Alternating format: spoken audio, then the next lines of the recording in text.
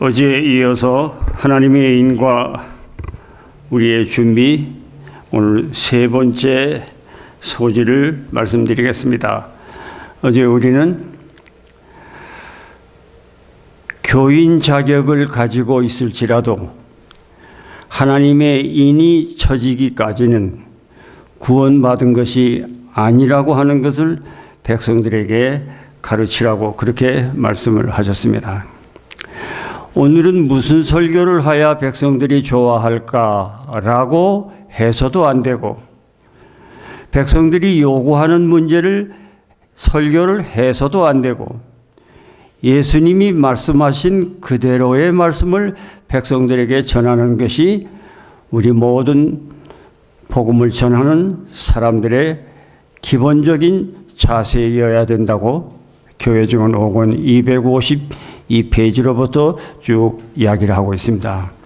일명 하나님이 말씀하신 그대로의 진리, 고든기별, 그것이 오늘날 우리에게 필요한 기별이라고 생각이 됩니다.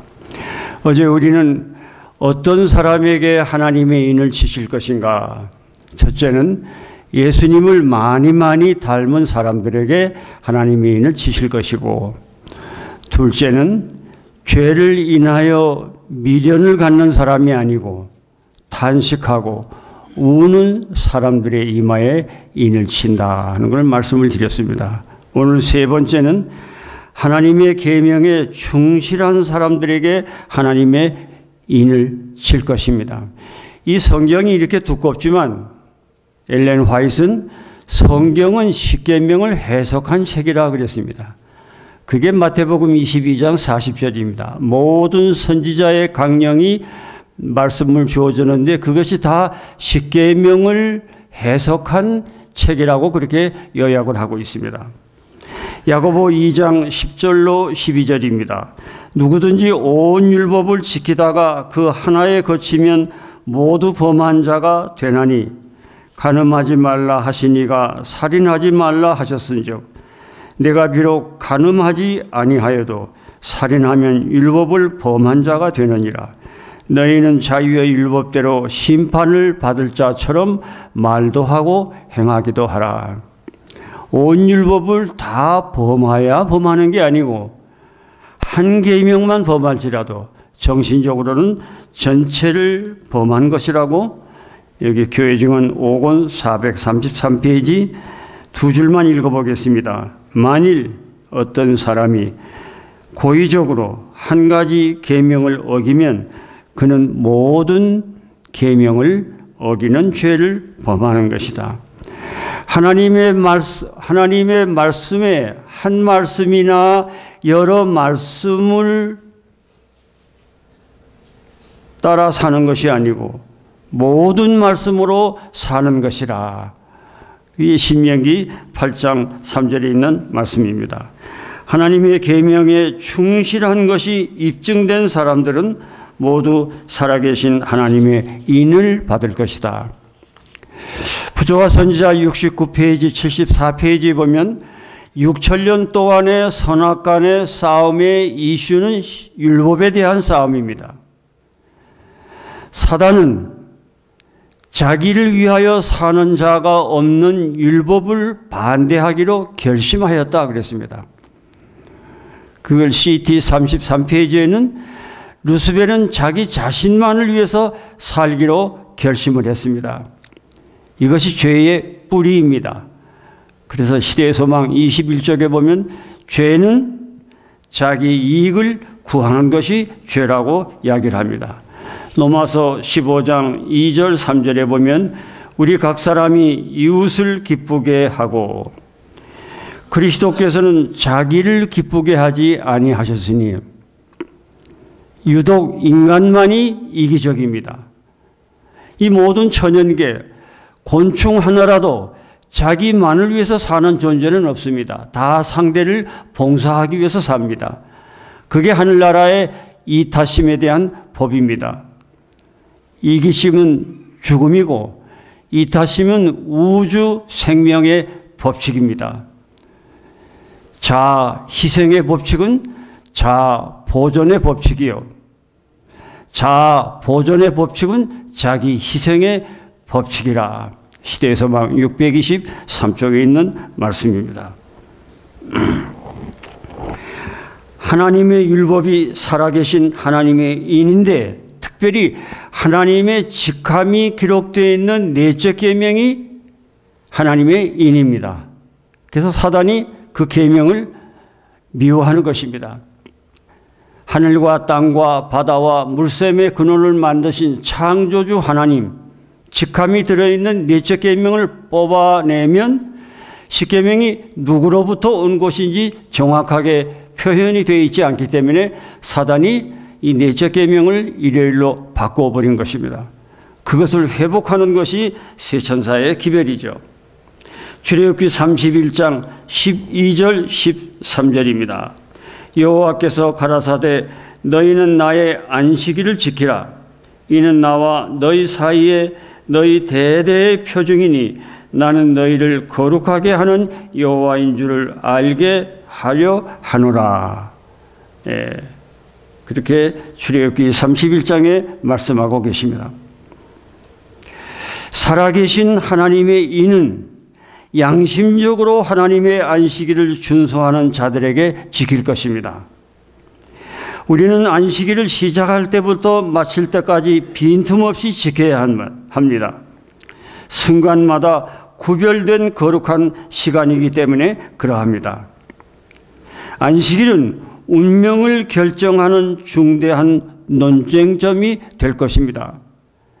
죄는 하나님의 율법을 반역하는 데서부터 시작해서 하나님의 율법의 안식일을 대적하는 일요일 시험령, 교회증언 7권 141페이지 일요일 시험령으로 율법으로 시작해서 율법으로 대쟁투의 사업이 마치게 되는 것입니다. 그래서 6천년간의 선악간의 싸움은 하나님의 율법에 대한 싸움이었다.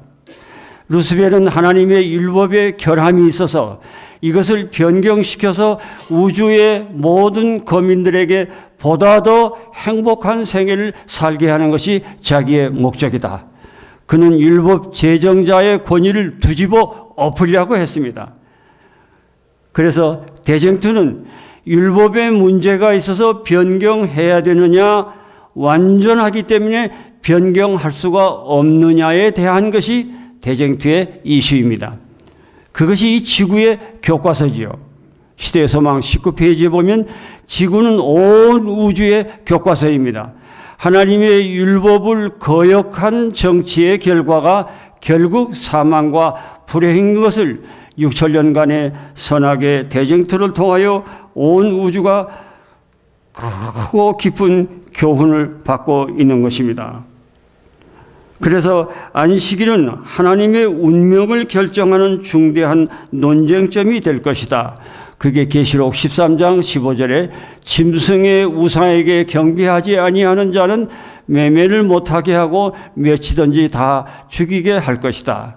하나님의 계명과 사람의 계명 간의 싸움이고 성경의 기초를 둔 종교와 유전과 전통의 기초를 둔 종교와의 싸움이 바로 선악간의 싸움의 이슈이고 그 마지막 싸움이 일요일 시험령인데 일요일 시험령은 사단의 마지막 연극이라 그렇게 표현을 하고 있습니다. 그 이마에 하나님의 인을 받고자 하는 자들은 안식일을 지켜야 한다.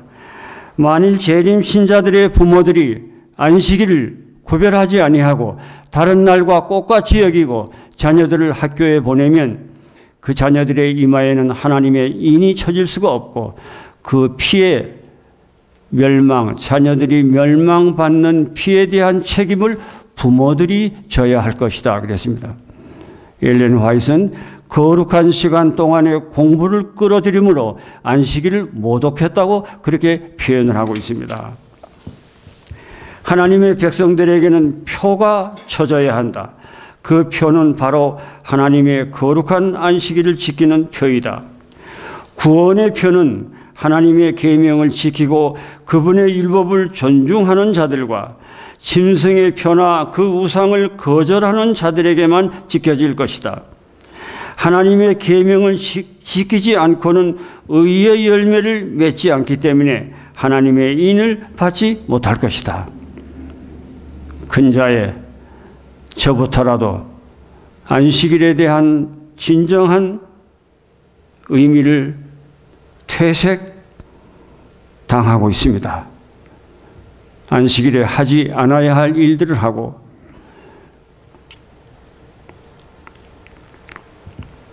우리 교인들이 안식일의 신성성을 올바로 인식하지 못하면 자기 존재를 상실하는 거나 마찬가지라고 이야기를 합니다. 안식일을 범하는 것은 하나님을 대적하는 범죄 행위이다. 왜 그렇습니까? 느헤미야 13장 15절로 17절에 안식일에 술투를 밟고 곡식단을 운반하고 팔고 사는 것을 성경은 악으로 기록을 하고 있습니다. 이사야 56장 2절 안식일을 더럽히는 것을 악이라고 그렇게 표현을 하고 있습니다. 세계적인 축구 골키퍼 카를로스 로아, 아르헨티나의 골키퍼지요. 국가대표로 생활하다 보니까 때때로 안식일을 범할 수밖에 없기 때문에 그는 크게 마음에 결심을 하고 국가가 주는 우리나라 돈으로 36억의 돈을 거절하고 안식일을 위해서 돈이 전부가 아니다. 안식일은 돈보다 더 중요한 분이다. 그렇게 이야기하는 것을 경향신문 기자가 신문 기사를 쓰면서 사막의 오아시스 같은 신성한 기사를 쓴다고 그렇게 표현하고 있습니다. 정목리로 와보세요. 정산교회 성도 김용태 성도님이 안식일에 대한 아주 감동적인 시를 만들었습니다. 저는 이걸 가끔 읽어봅니다. 어떤 설교를 듣는 것보다 더 마음에 와닿는 그런 시입니다. 잘 들어보십시오. 안식일 성수가 힘들다고요? 정목리로 와보세요. 계명으로 주신 안식 믿음으로 누리고파 짐 씻자게 보침 메고 산 넘고 강을 건너 가평 땅 정목리로 밤을 새며 모여들어 바위 틈에 숨긴 성경 훔쳐내듯 찾아내어 찬미소리 셀세라 톡을 파고 모여 앉아 차로 달리는 편한 세상에 무슨 구실이 많아서 게으른 넋두리로 주님 가슴 후비는가. 아멘입니까? 아주 감동적인 우리의 가슴을 파고드는 그런 아주 깊이 있는 시라고 생각이 됩니다. 네 번째, 어떤 사람들에게 안식일이 처질 것인가? 세속적인 야망을 가진 사람들에게는 하나님의 인이 처지지 않을 것입니다. 교회증언 5권 216조. 전체가 다 증언의 말씀인데 일리수로 책명을 다 밝힐 수가 없기 때문에 중요한 것들만 밝힙니다. 하나님의 인은 야망적이요 세상을 사랑하는 남녀의 이마에는 결코 처지지 않을 것이다. 야망심, 세속주의, 결코 처지지 않을 것이다. 요한일서 2장 15절로 17절에 이 세상이나 세상에 있는 것들을 사랑치 말라. 누구든지 세상을 사랑하면 하나님의 사랑이 누구든지 세상을 사랑하면 아버지의 사랑이 그 속에 있지 아니하니 이 세상에 있는 모든 것이 육신의 정욕과 안목의 정욕과 이생의 자랑이니 다 아버지께로 쫓아온 것이 아니요 세상으로 쫓아온 것이라. 이 세상도 지나가고 그 정욕도 지나가되 오직 하나님의 뜻을 행하는 영원히 거하느니라. 하나님도 사랑하고 세상도 사랑하고 두 세상을 동시에 얻을 수 있다면 얼마나 좋겠습니까? 그러나 하늘을 얻기 위해서는 세상을 포기하셔야 합니다. 두 세상을 가질 수는 없습니다. 그게 마태복음 6장 24절입니다. 재물도 섬기고 하나님도 섬기고 그것은 전혀 불가능합니다.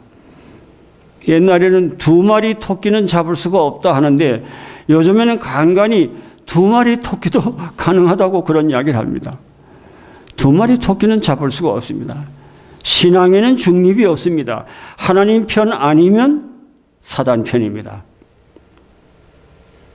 사단의 왕국을 섬기기 위하여 일부러 애쓰고 노력할 필요가 없다. 빛의 왕국과 관계를 맺는 것을 등한히 하면 자동적으로 사단의 통치하에 들어가는 것입니다. 시대의 소망 324페이지. 하나님 전적으로 섬기지 아니하면 사단의 백성입니다. 많은 그리스도인들이 사단을 섬기고 있으면서도 하나님을 섬기고 있다고 착각하고 있다고 말씀을 하십니다. 첫째, 야망주의란 무엇인가? 세속적 희망과 야심이 마음에 채워지면 하나님께 대한 사랑과 말씀에 대한 믿음이 식어진다. 자기를 따르는 자들에게 잘 들어보십시오. 국가의 권력이나 얼마나 많은 사람들이 원합니까? 국가의 권력이나 세속적인 승리를 얻게 하기 위함이 아니라 오히려 그들의 손실과 실망의 경험을 겪고 신고를 맛본 후에 얻어지는 수확을 바라보도록 하시기 위하여 오셨다. 그들의 야심을 철저하게 실망시키셨다. 저들은 모든 것을 버리고 그리스도를 따라야 한다. 옛날 친구와의 교제도 끊어야 하고 때때로 일생의 계획도 포기해야 한다.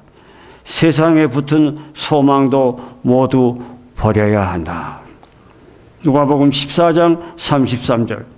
이와 같이 너희 중에 누구든지 자기의 모든 소유를 버리지 아니하면 능히 내 제자가 되지 못하리라.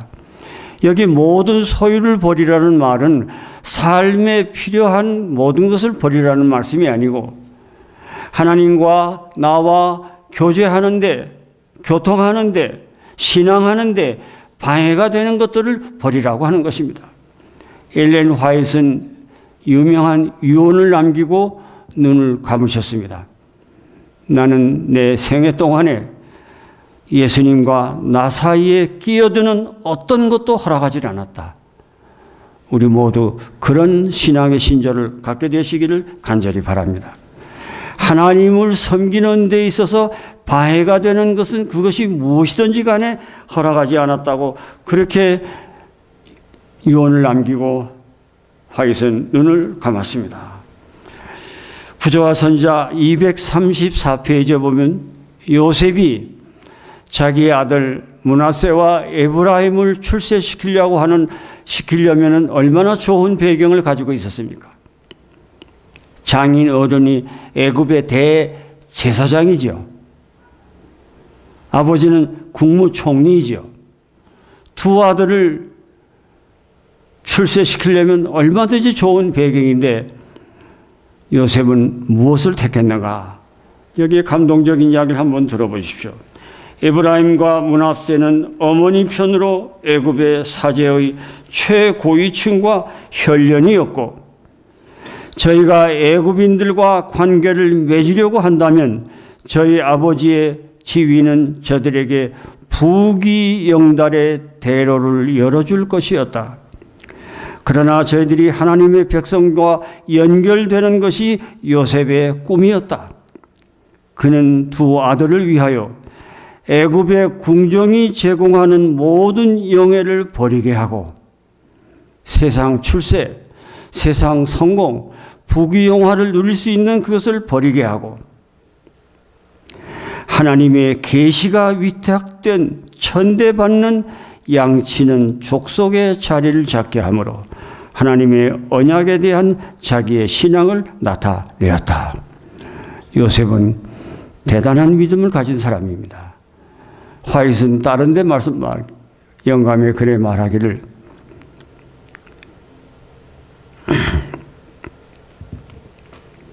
세속적인 유혹을 초월하는 사람은 거의 없다고 표현을 할 정도로 세상이 제공하는 위대함, 높은 자리, 명예, 부귀영화 그것을 초월하는, 결국 세상 것을 좋아하지 않던 사람일지라도 일단 환경이 바뀌면 그것을 초월하는 사람이 별로 없다고 그렇게 표현을 합니다.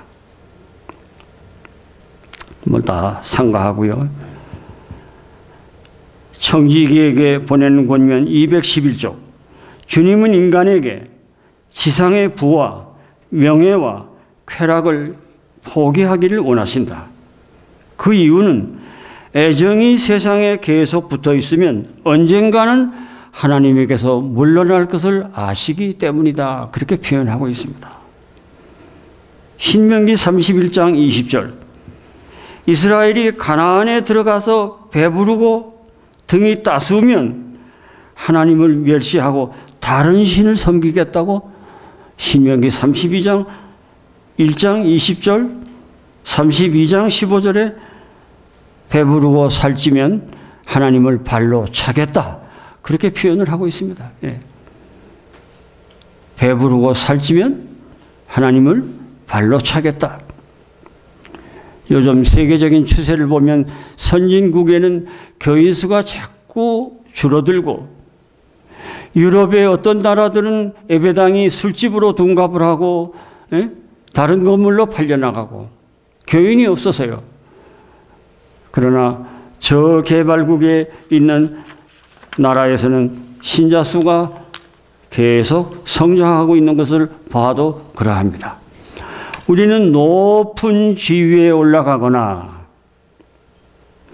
사람들의 칭찬을 받으려고 노력해서는 안 된다. 가장 위대한 사람이 되려는 것이 목표가 되어서는 안 된다. 우리는 오직 하나님께 영광을 돌리는 일편단심의 신앙을 가져야 한다. 청년에게 보내는 기별 26페이지. 우리 가운데 많은 사람들은 다른 일을 지배하는 권세를 가지고 휘두르고 동료를 압제하려는 위험성에 놓여 있다. 세상에서 가장 저주 중 하나는 최고의 지위를 사랑하는 일이다. 사람들은 권세와 인기를 얻는 데 골몰하고 있다. 슬프고도 부끄러운 사실은 이런 잘못된 정신이 안식일을 지키는 대열 속에 나타난다고 하는 것입니다. 영적인 성공은 그리스도의 학교에서 온유와 겸손을 배운 자들에게만 이룰 것이다. 그는 사람들을 부르셔서 권력을 잡게 하지 않으시고 봉사하게 하신다. 예수님은 세속적인 위대한 것을 얻고자 힘쓰지 아니하였고 비천한 지위에 있으면서도 만족해 하셨다. 마가복음 10장 45절.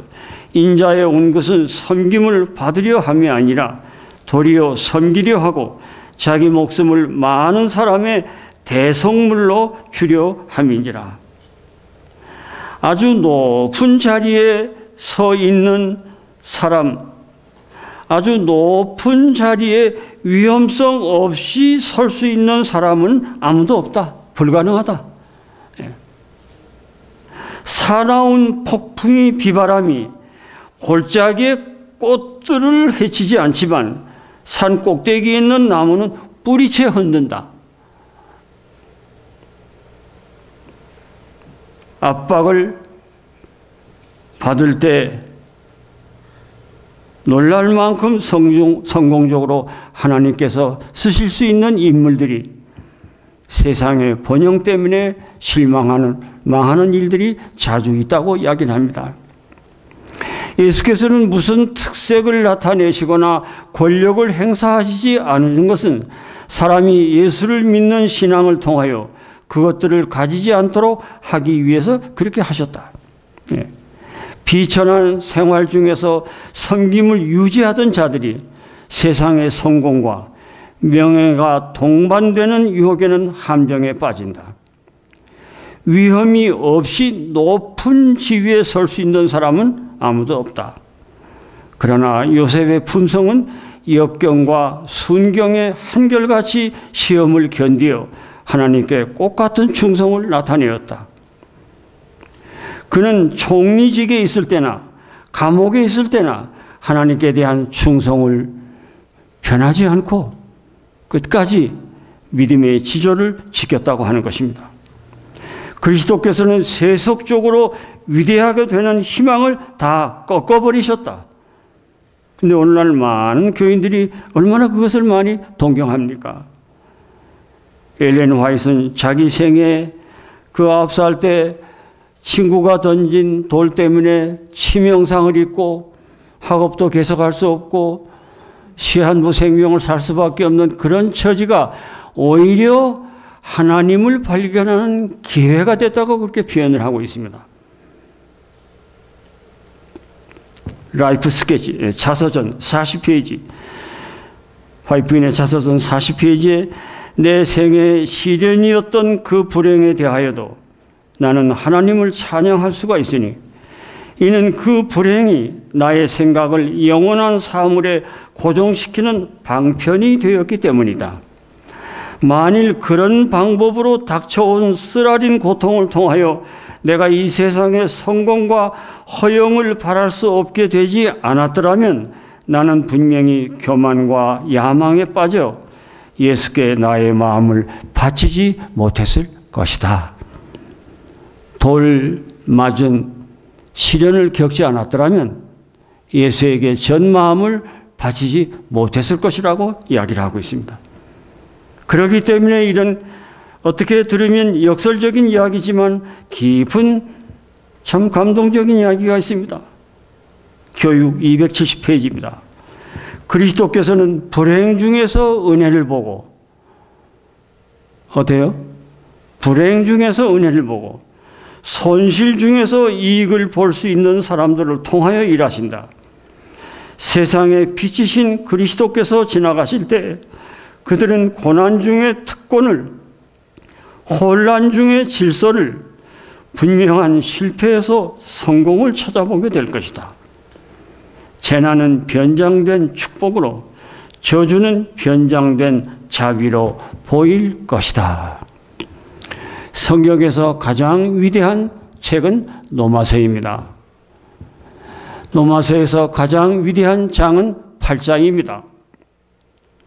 8장에서 가장 위대한 구절은 28절입니다.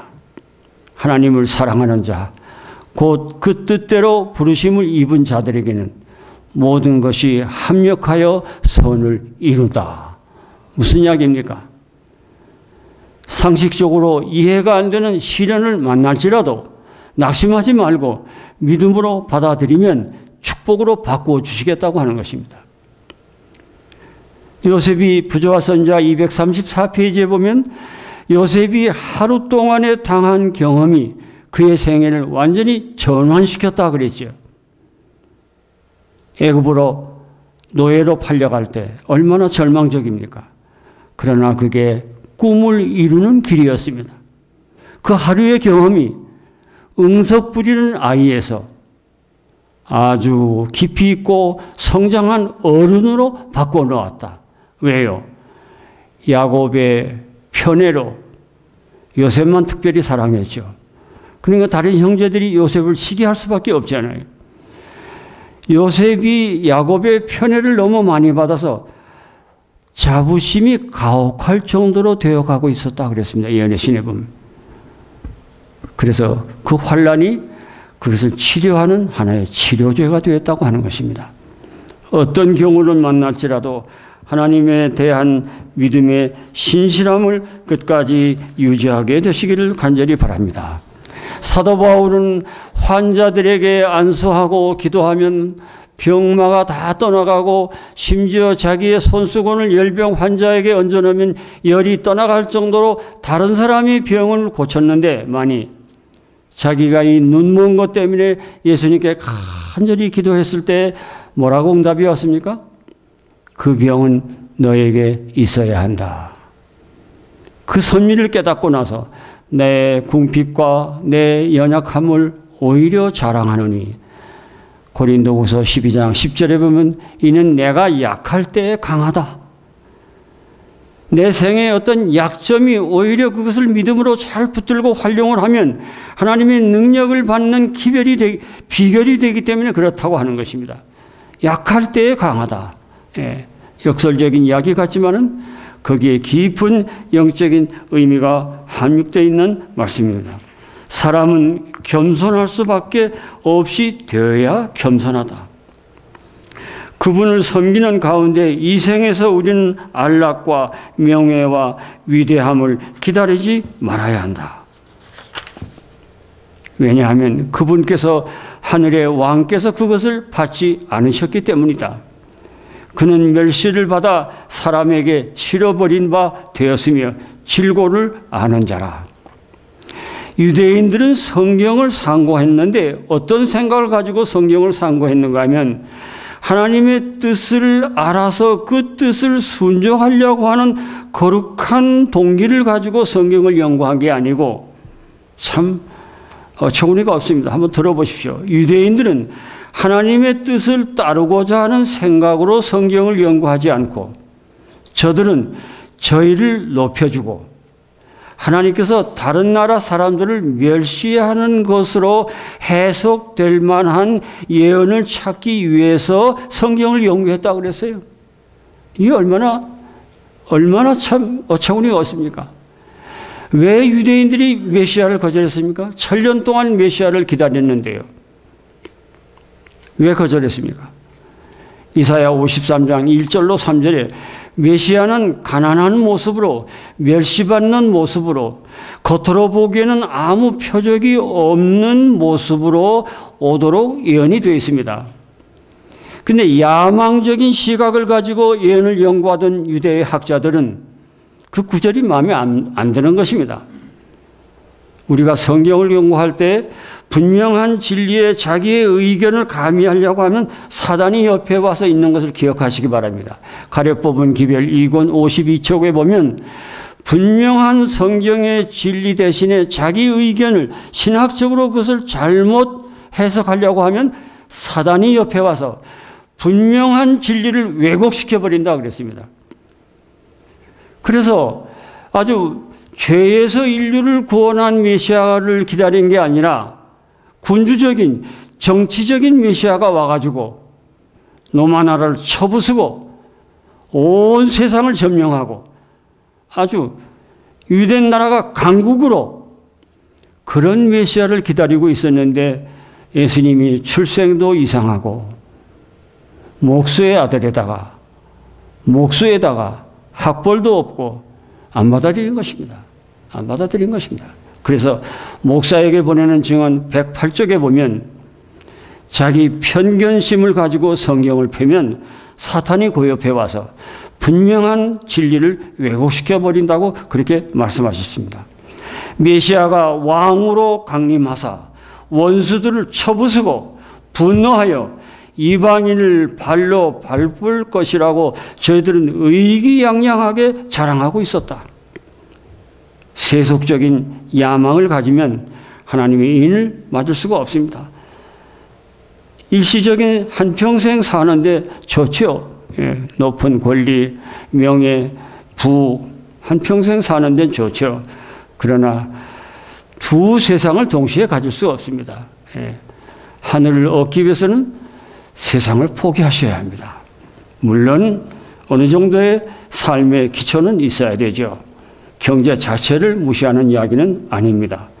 어쨌든 부자 복과는 마가복음 10장 17절로부터 나오는 부자 복과는 세상의 명예와 부를 더 사랑했느냐 예수님을 더 사랑했느냐 하는 시험을 줬다 그랬습니다. 시대에서만 522페이지에 보면 내가 뭘 택할 것이냐 세상의 부귀 영화를 택할 것이냐 예수를 택할 것이냐. 부자 복과는 예수는 둘째고 권력, 명예, 부를 더 택했습니다. 그걸 더 중요하게 여겼습니다. 그래서 그것을 포기하지 않으면 구원받을 다른 방법이 없기 때문에 너 있는 것을 팔아서 다 나누어주고 나를 따르라고 말씀하신 것입니다. 예. 그러나 부자 복관은 영생을 갈망했습니다. 17절에 보면 꿇어 앉아 간절히 구하기를 내가 어떻게 하여야 영생을 얻으리까. 그러나 그는 하나님의 시험에 불합격했죠. 예수님보다 이 세상을 더 택했기 때문에 아쉽게도 슬픈 기색을 하고 떠나갔다고 이야기를 하죠. 예, 오늘 이걸 다 마치려고 그랬는데 내일까지 마쳐야 되겠습니다. 마무리 짓고 마치겠습니다. 부조와 선자 572페이지. 한나는 사무엘이 세속적으로 위대하게 되기를 구하지 아니하고 하늘이 귀중히 여기는 위대함, 즉 영화롭게 하나님을 영화롭게 하고 이웃에게 축복이 되도록 하기 위하여 탄원하였다. 그렇게 말씀하셨습니다. 야망, 세속적인 정치가들에 대한 화이트 부인의 기별을 한번 들어보십시오. 하나님의 말씀에는 세속적 야망을 가진 정치가들은 자라나는 풀과 같고 시드는 꽃과 같다고 말씀을 하십니다. 실물교훈 350페이지. 이사야 40장 6절로 8절입니다. 말하는 자의 소리요 가로되 외치라. 대답하되 내가 무엇이라 외치리까. 가로되 모든 육체는 풀이요 그 모든 아름다움은 풀의 꽃과 같으니 풀은 마르고 꽃은 시들면 여호와의 기운이 그 위에 불미라. 이 백성은 실로 풀이로다. 풀은 마르고 꽃은 시드나 우리 하나님의 말씀은 영영이 서리라 하더라.